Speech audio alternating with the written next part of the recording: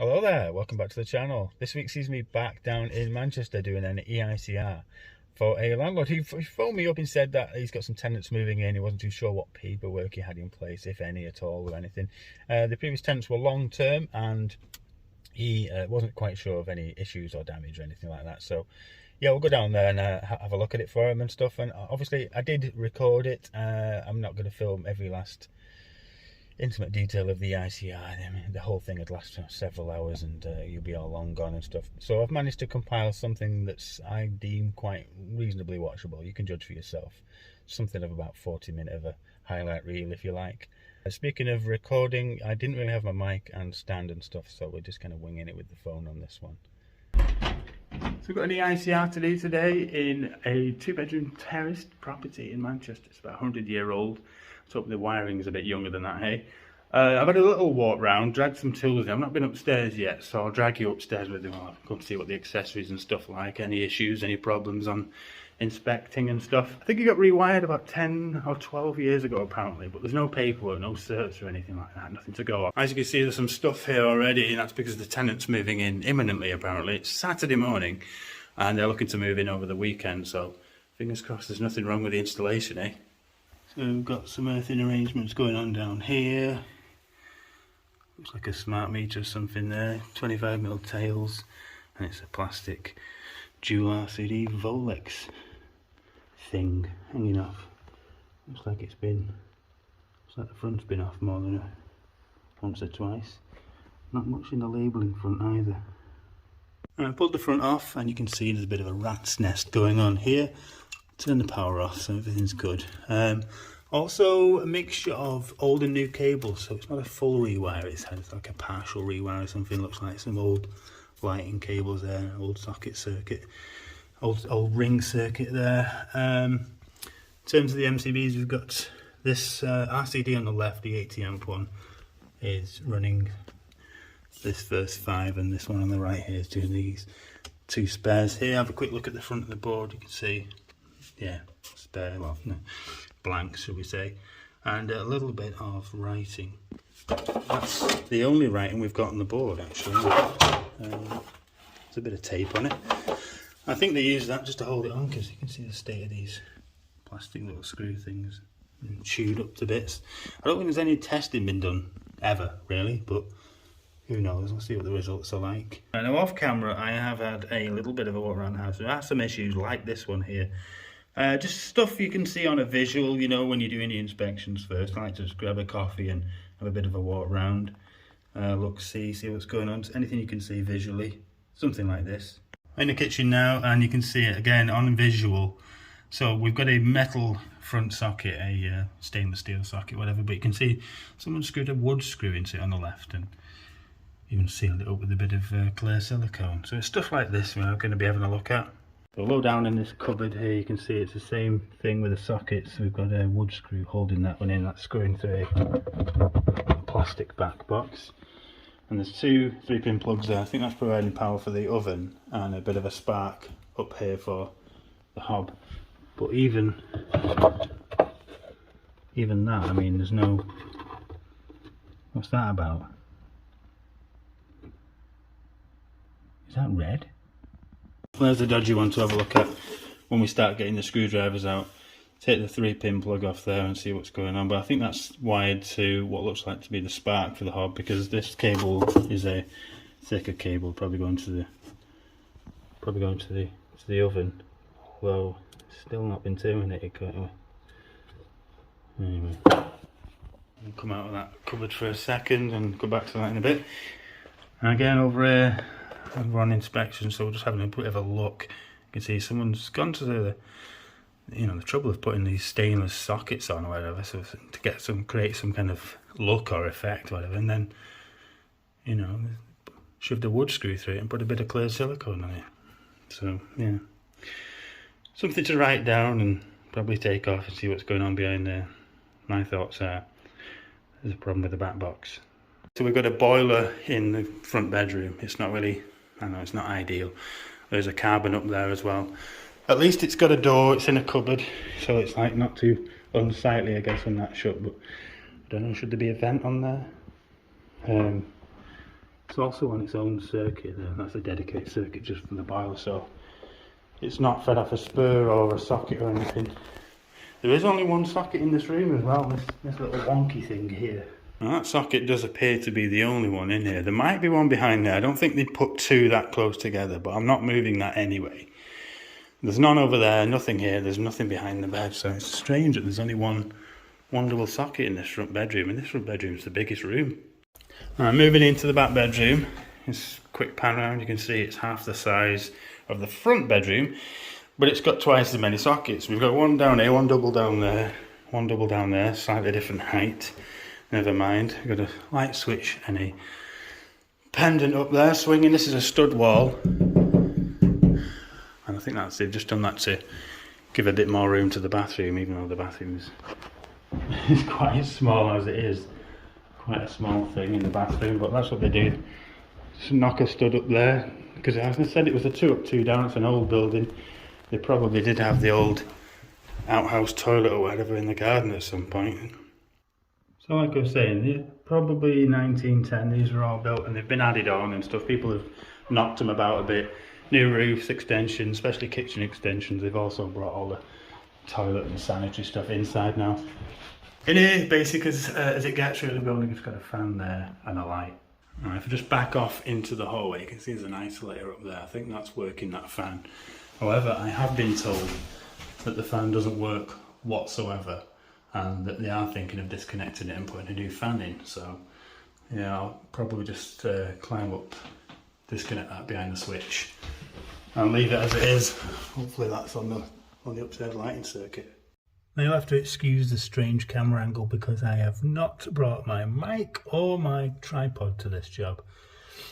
But yeah, I've kind of wedged it in on the side of the electric mirror. Just trying to undo one circuit. You can see how loose that is. Wow, that was quite loose. That's the existing sockets according to the board. Sockets lounging upstairs. So look how loose that is. They weren't really doing much in terms of connections or anything, were they? See if there's any signs of burning or damage or anything like that. No signs of arcing. I mean, the conductor's a little long for me. Stuck out the MCB. Let's identify the neutral legs, which are over here. Undo them. At least they were nice and tight. Pull this off. Pull this off now. Where on earth? See, that's the thing about working in rats' nests. It's quite hard to negotiate around all these other wires and stuff because, you know, they're just kind of thrown in and no care or anything. So that was in circuit 3. That's in MCB 3, and it was in number 3 on the neutral bar. So let's see if they tally up with. Oh yeah, they actually do. They tell me they're actually screwed into. You can't really see it out of shot, but they are screwed into the third terminal on the earth bar. Quite a rare thing you find sometimes. So I'll pull that one out there. That's that one again.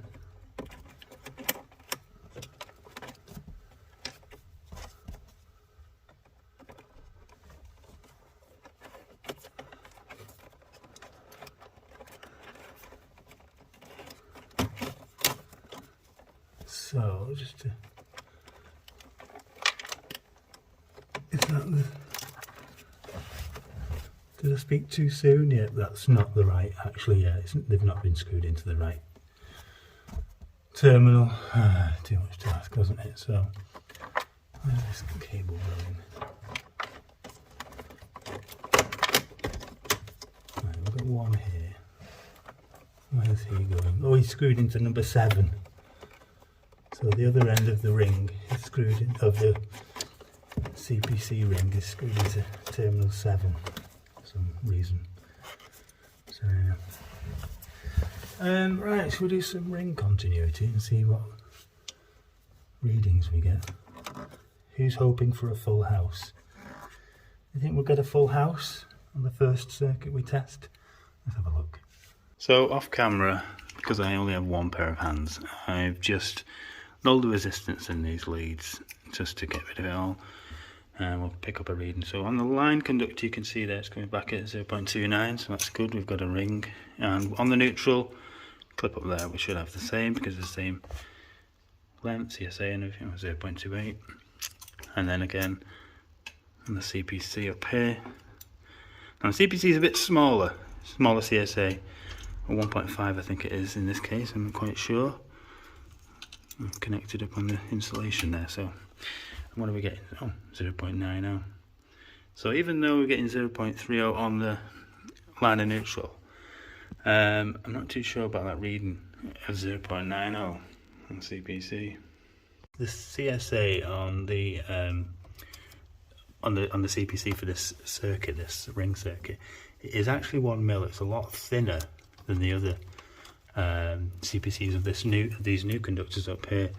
So with that, it is the usual calculation of 2.5 and stuff, but we should still be coming back with, like, I don't know, 0.72 or something like that around there. We're getting 0.90. Never mind, we'll have a look. We'll come back to that and crack on with a bit more testing and stuff. You see that in number 4 and number 5 there? That's what 1.5 looks like, and this stuff is just, well, it's a lot thinner than that. With the help of the Wagos, I've just linked out line and CPC on each leg there. I can see one goes down. Let's see if I wiggle that one, and this one here goes up. So you can consult the tech sheet, should we say, or the scribbles on this board. So it's the sockets lounge and upstairs. So maybe, yeah, this one going down and that one going up would make sense. Yeah, we'll fire up the old socket and see what add our 2 readings we get. I'm connected up to the TIS 1100, or the socket interface connector, whatever you want. Shove that into the little nulling box thing there, and it's brought it to 0.79. Press the old F1. No long resistance in that lead, and what I'll do, I'll take that off and go for a bit of a walkabout, starting with you.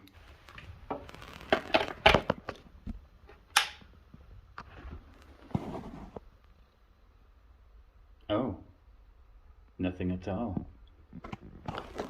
So this socket, which is clearly in the lounge, and this circuit, which is called sockets lounge, there's nothing happening in this circuit. So maybe it's been incorrectly labelled, or there's something awful happening behind the socket. Let's have a look. What does the other side say? We get any readings?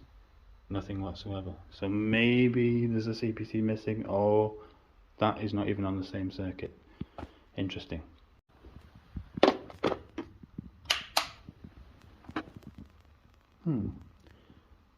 Another socket in the lounge.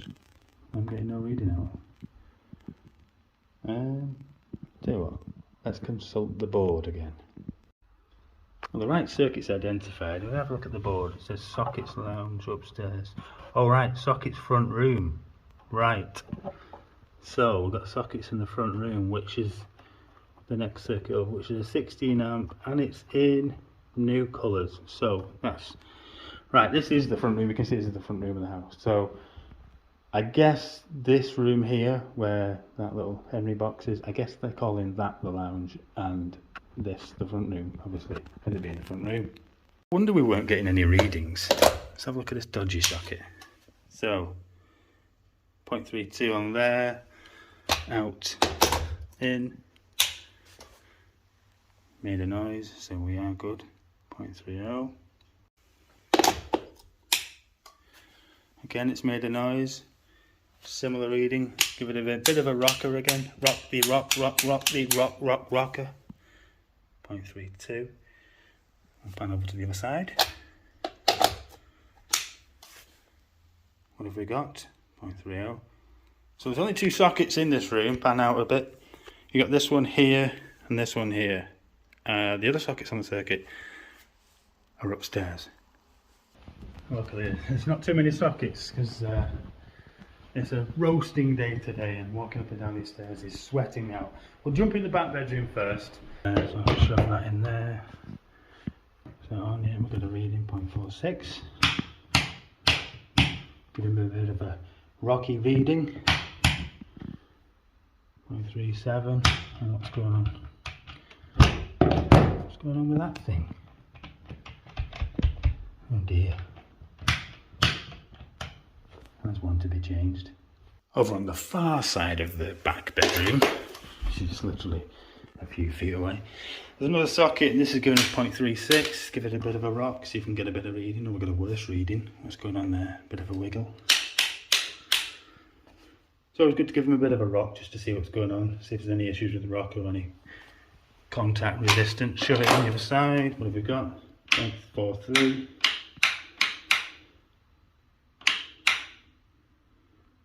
0.46. So there's a bit of an issue going on there with some contact resistance. Maybe have a look at that, because it seems to be rising the more I mess about with it. A million coat hangers. Right, front bedroom, one double socket. Nice and easy. We've got 4, 5 there. Give it a bit of a rock again. See if that does anything to it. What reading we're getting. Nothing as low. Oh, we have actually dropped a bit, quite as low as the ones we got in the lounge there. Drop it into there, 0.48. Yeah, we have come back down to 0.31, which is again what we were getting in the lounge downstairs. So there's a bit of nonsense, should we say, going on with the sockets in the back bedroom, especially that far one near the window. Rocket broken and everything. Probably pull that off and change it. When you're doing an EICR, there's no particular order you have to do it in the circuits or anything like that. You know, you can do left to right, right to left, whatever, or you can just pick them up in order of sequence of tests or anything. It's not like initial verification. So in this situation, I'm just going to do insulation resistance on this circuit, just because I'm here to do it. I'm just going to get all the circuits, all the dead tests done on this circuit while I can, and then we'll move on to the rest. Linked these through here, connected the CPCs back up into number 3. You can see it's reached over there. Again, it's a bit of a rat's nest today, but you know, what can you do? You can only do with, you know, work with what you've got, really. It's yeah, that's what it is. Anyway, crock clips up on the earth bar, and we'll give it a test at 250. So it's clearing that, no problem. Tell you what, bump it up to 500 volts. It should be clear. I've no problem whacking it over to 500 volts. You know, there's nothing plugged in. There's only 3 sockets. No, 3 upstairs, 2 down here, 5 in total, or 5.5, considering that one under the window is a bit broken. But yeah, all good. Just moved over to the next circuit, linked outline CPC, which is in this case is the front room sockets, front room. So it's like this one, and there's one over there just next to the radiator. And there's one over there, so there's only 3 in this front room, 3 sockets on the circuit, so it shouldn't be too bad. Let's give it on, see if it makes any noises. 0.92, it's quite high there. Oh, you can see I've not took the resistance, so you can see the null's off, so I've not took any resistance in the lead or the TIS 1100 there, so yeah, null resistance in the lead. There you go, schoolboy error. Now, I've just plugged it into there, which will help me know it. So it's giving me 0.80, what did we have before, 90, so yeah, if we can cancel that and then go plug back in there. Expecting result 0.10. Yep. There we go. All nulled now, no problems. Turn it on, what we're getting 0.08. That's good. Let's move over here. We're getting there 0.06. 2 more sockets to go. First one on the left. What are we getting here? Oh, 0.33. It's got higher. It will do, that's normal, that's natural. It's a radial circuit, so it should climb. So that one next to the board is probably the closest to the board, with the resistance in the cables being quite low. We've got 0.32 here, so we might be able to work out where they all are. Top, middle or bottom, or left, centre and right, however you want to think of it. It's only 3 here. Let's pan around this side. Push out the way, Hetty. Boom. I don't usually leave the rockers turned on because I like to give them a bit of a rock, free up any issues. You can see there's not really any issues there, 0.20.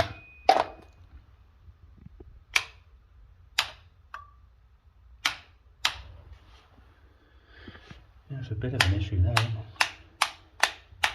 You can see these are old sockets, worn, painted.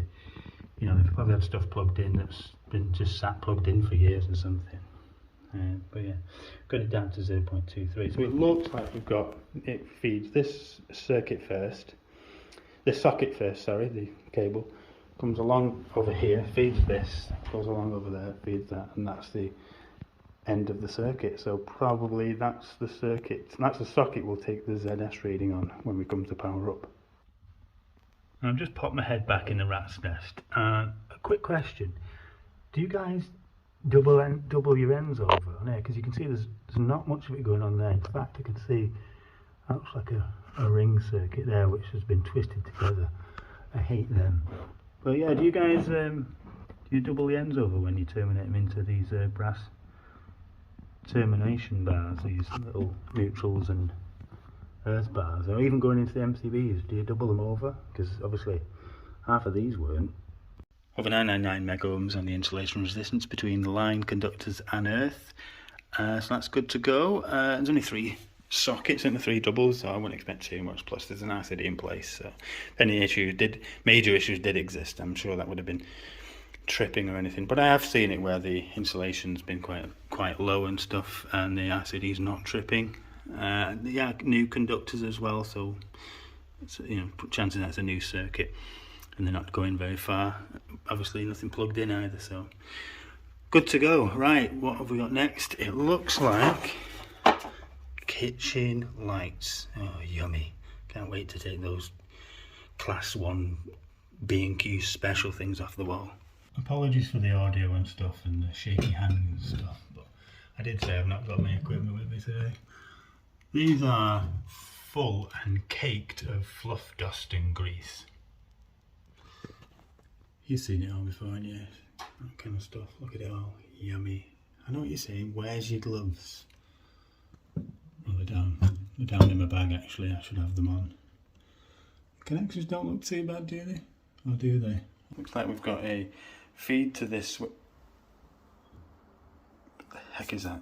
We've got a feed to this switch, and it comes up, feeds this one, then goes in, and that one goes to that one. I've left him dangling and moved over to this one over here. You can see we've also got a carbon monoxide alarm lifesaver. Don't know if that's going to save many lives. Okay, the crows are up. Yeah, fitting looks a bit wobbly. So yeah, let's tread carefully with this one. Don't want to make things worse than they already are.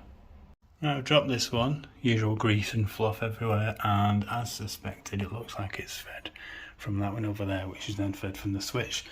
So we'll test here, see what readings we're getting, see if we can't tighten that up a little bit as well. Excuse any screaming that goes on. It is getting 11:10, the natives are beginning to wake up. I've come back to the bag because I need some more stuff. I need the strap, that's what I need, because I'm going to be, you know, on the end of a step ladder and holding meters and stuff like that. I need it around my neck to hold on to. And what else? Where's the probes gone? Oh, I think the probes are over there. Yeah, so it's just the strap we need.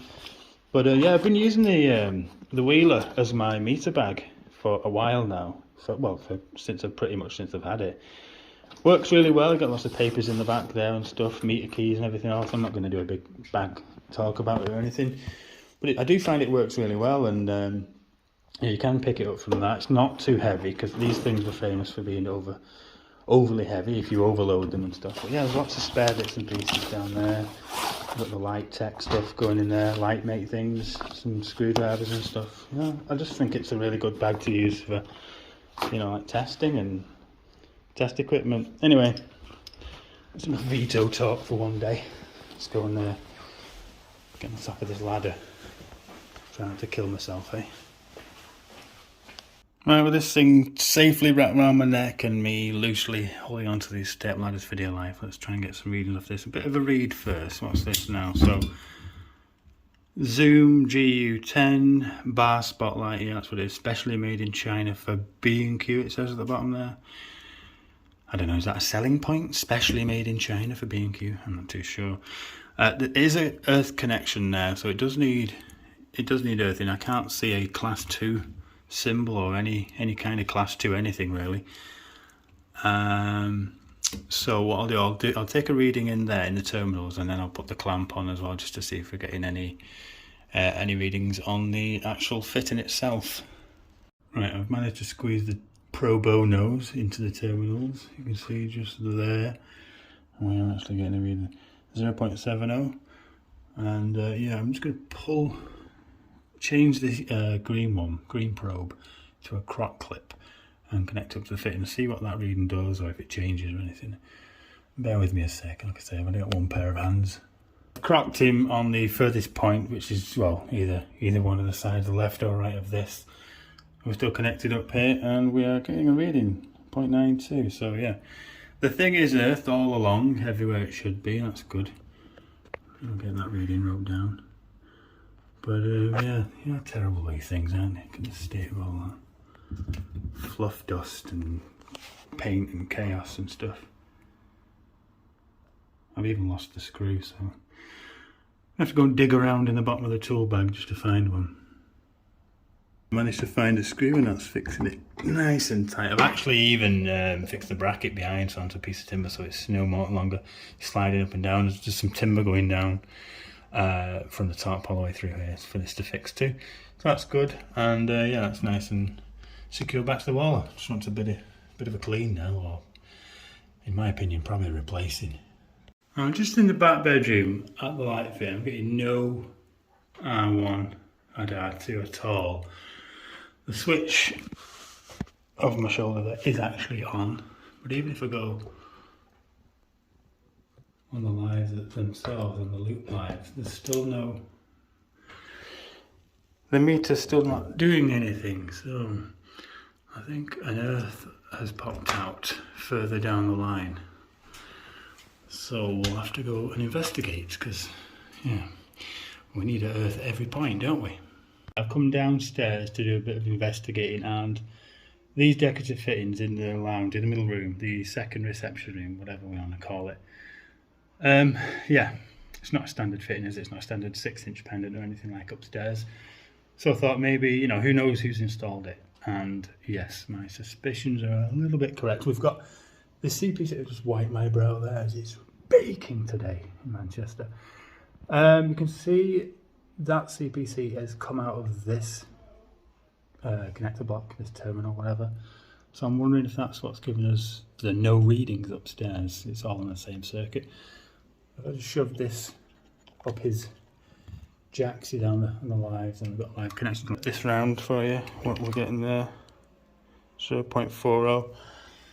So yeah, the light's dropped a bit further there. Yeah, you can see, I'm wondering if we could reconnect that CPC back into this connector here, maybe use a Wago or something, what effect that would have on any readings upstairs. Back upstairs in the bathroom, you can see just up here, this bathroom light does require a connection to earth. So if I take a reading from that, and there it is, 1.34, I want to add R2. I must add, when I drop this, when I drop the fitting off, these CPCs were just kind of twisted together. They weren't going into that connector block, so this fitting wasn't actually earthed at all. So although it was, you know, a good connection or whatever, or as good as you can get twisted round, it wasn't actually doing anything for the fitting. So yeah, I'll go ahead and connect them back into there, and we'll go and check the other light fittings. The connections aren't the best on this, they are a bit ropey or whatever. However, they are tight, and the CPCs are connected back into the terminal, and the fitting has now become earthed. As you can see, if I put my probe into that one, you can see the croc clips connected to the fitting. We are getting a reading, which was pretty much the same reading as we got when we connected to the conductors themselves. And jumping on with the rest of the testing now, the ones on the left here, don't worry about this stuff here. These are obviously circuits I've already tested and everything. I'm just basically keeping them out of the way. If I screw them back into the MCBs, they might hinder me pulling out some more of this wire wool or rat's nest, bird's nest, whatever you want to call it. So I've just left them pretty much out for the moment, so I can just kind of maneuver the cables better. And yeah, I'm probably going to try and, not 100%, but I'm going to try and tidy it up as best I can, because it's, I know some people just say, you know, you shouldn't really do stuff like that, but I want to leave it, I at least want to leave it in a better state than I found it in. Obviously all the terminations and connections will be all nice and tight and stuff, there'll be no conductor showing, but yeah, I'll try and tidy it up. Anyway, we've linked out now on the CPC and the line conductor for the boiler, so that's upstairs. Let's go and pull the front off the fuse connection unit.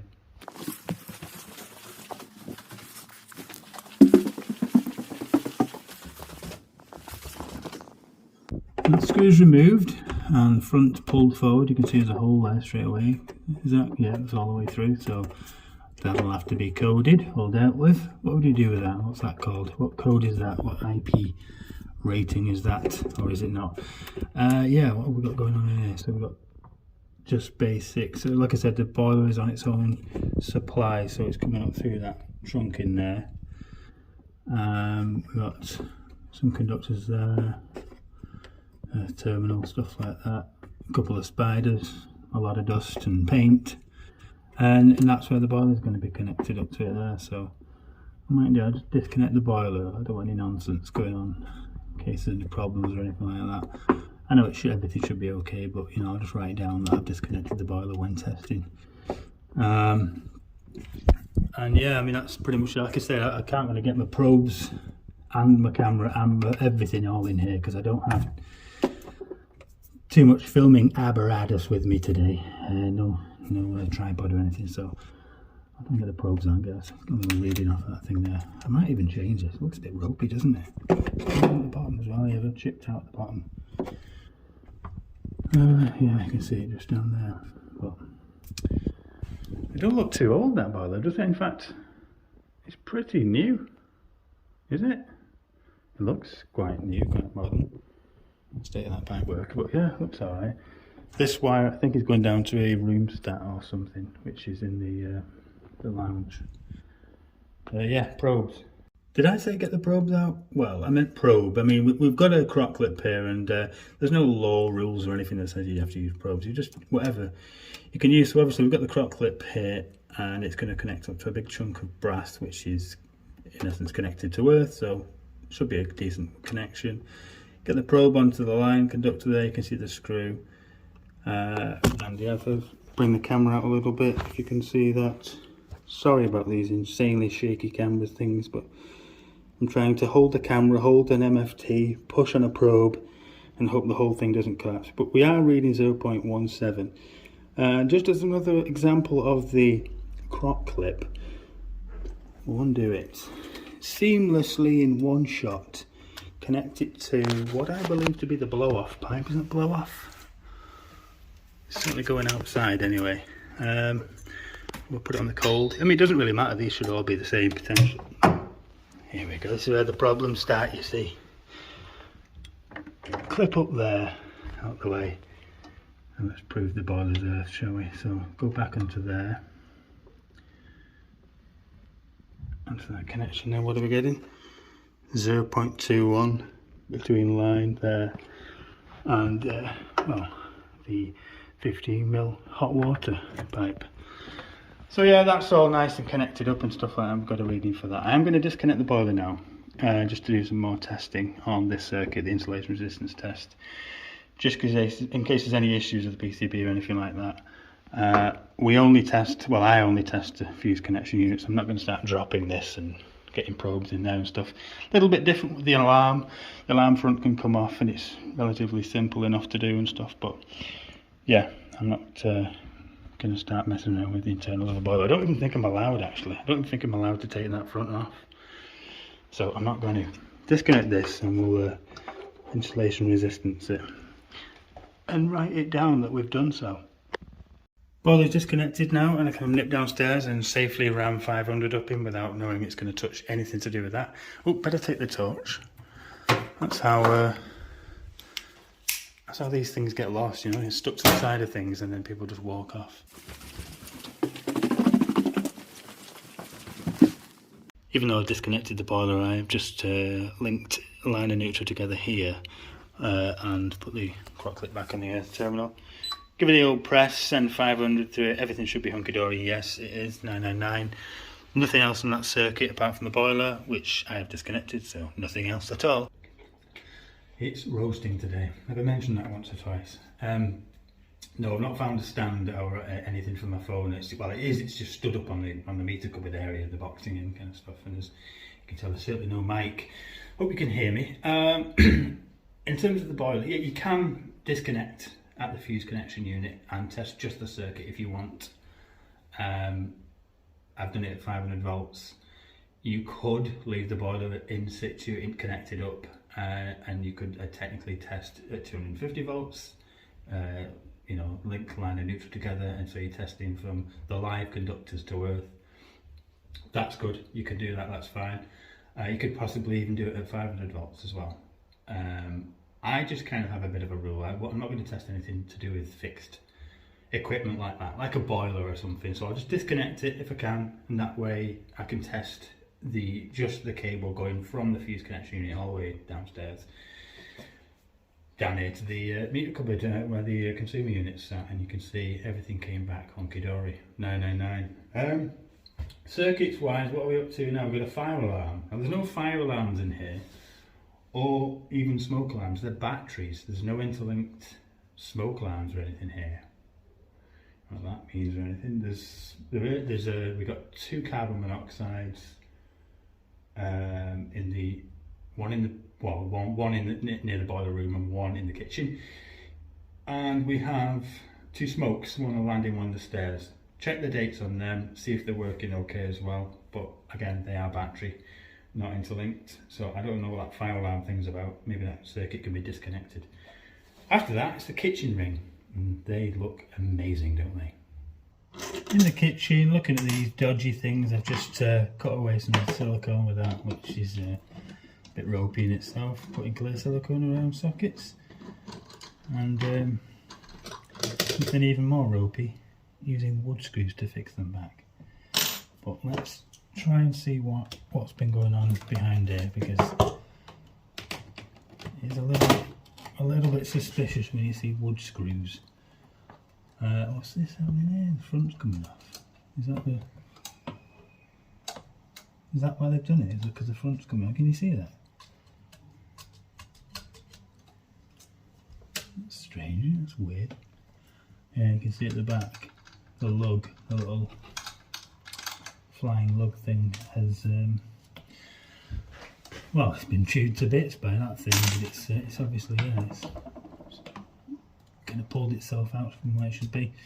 I'm not too happy about that, because that face isn't too good. It shouldn't be, certainly shouldn't be doing that. Yeah. Are you going to code this? What's this thing doing? Look at this. Look at this. What use is that? Just floating about in the back of the box. Not even screwed or anything.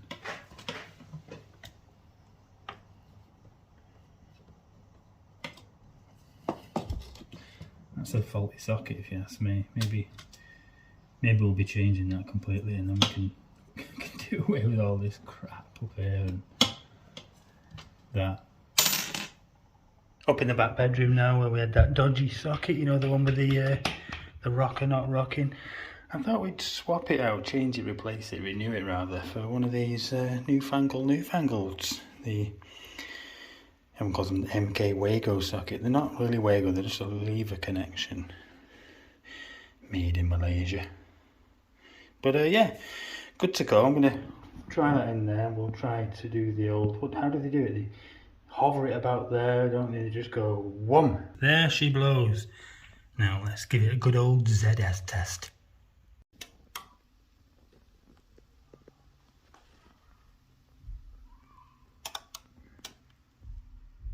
Here we are, 0.55. As usual, with a man of my sizeage, I have to try and get my carcass in here. So that means sometimes taking the door off. Now, I got a bit of comments on this on a video I did a while back now, people saying anyone who knows how to take a kitchen cupboard off knows how they unclip and stuff like that. Well, not all of them unclip, some are on screws like this. I'm going to do the screw there. You can see the hinge dropping, and oh, It's more than dropping, it's trying to fall on me. And if I had an extra pair of hands, I'd be able to undo that one and take the door off. But unfortunately, on a day like today, I have to hold the camera. Take the door off, take that thing off, and see what's going on, why it's so pissed and skewed, and again, got wood screws stuck into it. Oh, this really is a weird one, because it had 2 wood screws of different types and sizes. I'm not sure, maybe they ran out of brass and they just went over to whatever that is, a gyprock screw or something. Anyway, oh, double pole. They've wood screwed through the screws that hold it back to the back box, through the actual back panel thing, and the whole thing's kind of collapsed and broken, smashed and everything. So I'll just replace the whole thing. God, what have they done with this? Get off. All this fluff and dog hair, lovely. What's this? June 2012. Yeah, the screws look like they've just been kind of screwed right through it, and no care or thought or anything. Obviously it's been smashed on the side. So I think I'll just wipe my hands on this rock wool. A bit cleaner than this. Again, we're going to be using an MK up there, and we'll just shove that inside a new back box. Oh, what's that? A new surface back box. Get that in on the wall. Everything should be hunky dory, apart from them fuse plugs, the 3-pin plugs and stuff. Yeah, good to go. Shall we try it again? Shoo! There it is, screwed back to the back of the cupboard. Out of sight, out of mind. Once the shelf and door are back on, whatever. What's this? Look like Mr. Wood Screw's been out again. But that'll be sorted as well. We've got these plugs to deal with, but we'll give this a ZS as well now. We can get some power on. Here we go, meter in, power on. We've got the dots, we've got the lights, everything's happening. ATT. Press the old taking forever switch, which it often does, but it's the nature of the beast. 0.54. Now, I apologise for the abrupt end to this video. As you can see, it was flowing nicely, and then all of a sudden the tenants walked in. A few seconds after filming this last little snip. Yeah, the tenants walked in, a couple of kids, a dog and stuff like that. So they weren't actually moving in, but they hung around for an hour or so, and I wasn't prepared to start, filming and stuff. I was more bothered about getting on with the job. I was quite further on down with the testing anyway, so it wasn't too much to deal with or anything. They weren't exactly in the way in terms of health and safety or anything like that, and they're actually quite pleasant people as well. So I was highlighting to them what I'd found and what I'd fixed. They were actually glad I was there, because they had some concerns about those stainless steel sockets in the kitchen, and they were wondering, what's going to happen and stuff like that. I mean, they're relatively safe, aren't they? There's no like exposed live cables stuck out or anything. They're not, well, they're certainly not loose with all that silicone stuck around them as well. So I just said, yeah, they're all right to use and stuff, but the landlord is changing them to white, and we're going to put some proper socket screws in there and stuff. I'm not too sure what the silicone was doing, because there wasn't a big gap going around them, and obviously sometimes you see that in like a rental house or something. You'll see a socket screwed back and there's a whole load of cork sprayed and squirted all over it, or whatever the guy had in the van at the time. Sometimes it's tile adhesive, sometimes it's clear silicone, as we saw. But yeah, that is the reason why there's quite an abrupt end to this video. But yeah, thanks for watching, guys. Bye now.